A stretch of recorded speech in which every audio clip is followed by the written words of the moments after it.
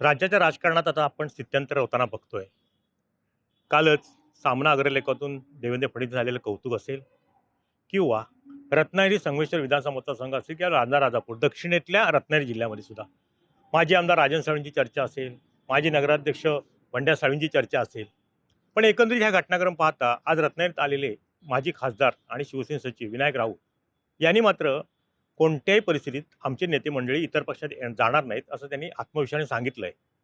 पण एकंदरीत घडामोडी बघितल्या तर येत्या काळामध्ये साधारणपणे मकर संक्रांती दरम्यान रत्नागिरी संगमेश्वर किंवा लांजा राजापूर व दक्षिणेतले हे दोन महत्त्वाचे विधानसभा मतदारसंघातील अनेक उद्धव ठाकरे सेनेतील अनेक मंडळी शिवसेनेत जाण्याच्या मार्गावरती आहेत. किरण सामंत यांचा आमदार किरण सामंत यांचा 7 तारखेला वाढदिवस आहे. त्या वाढदिवसाची तयारी कार्यकर्ते मोठ्या जोमाने लांजा राजापूरमध्ये करतात. आमदार झाल्यानंतर पहिल्यांदाच हा किरण सामंतांचा वाढदिवस आहे आणि त्या वाढदिवसाची भेट म्हणून कदाचित येत्या काळात किंवा 7 तारखेला शिवसेनेतील काही मंडळी लांजा असतील, राजापूरमधले असतील, मग त्याच्यामध्ये नाव घेण्यासारखी चर्चेत जी नावं आता आहेत ती माजी जिल्हा परिषद अध्यक्ष जगदीश राजपकर असतील किंवा लांजाचे तालुका अध्यक्ष संदीप दळवी असतील. ही मंडळी गेले अनेक वर्ष माजी आमदार राजन साळवींच्या सोबत होती. पण राजन साळवी भाजपमध्ये जाणार जवळपास तो निर्णय झाला आहे, होईल ह्या चर्चेनेच त्यांनी कुठेतरी आता राजन साळवींची साथ सोडण्याचा निर्णय घेतला आहे आणि त्यामुळे येत्या 7 तारखेला आमदार किरण सामंतांच्या वाढदिवसाला हा मोठा पक्षप्रवेश होण्याची शक्यता सुद्धा आता वर्तवली जाते. दुसऱ्या बाजूला रत्नागिरी संगमेश्वर विधानसभा मतदारसंघाचा विचार केला तर माजी नगराध्यक्ष बंड्या साळवी, त्याचबरोबर काही विभाग प्रमुख असतील, त्यांच्यासोबत काही तालुका प्रमुख, उपतालुका प्रमुख असतील, ही मंडळीसुद्धा कुठेतरी आता उद्योगमंत्री उदय सामंतांच्या सोबत काम करण्यासाठी येत्या काळात तयार होणार आहेत. मग एकंदरीत सारा विचार केला तर येत्या काळामध्ये रत्नागिरी संगमेश्वर असेल किंवा चिपळूण संगमेश्वर असेल, संगमेश्वर रत्नागिरी असेल, ह्या 2 विधानसभा मतदारसंघात येत्या काळात उभाटाला मोठ्या प्रमाणामध्ये खिंडार पडण्याची शक्यता आहे.